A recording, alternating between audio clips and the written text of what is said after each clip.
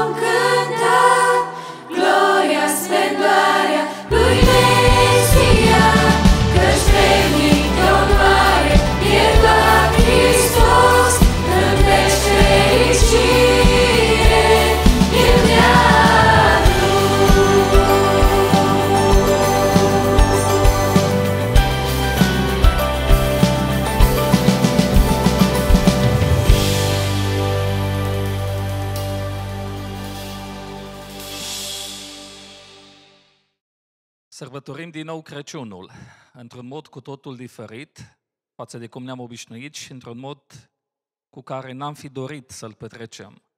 Sărbătorim un moment atât de special, și anume nașterea Domnului Iisus Hristos în lumea noastră.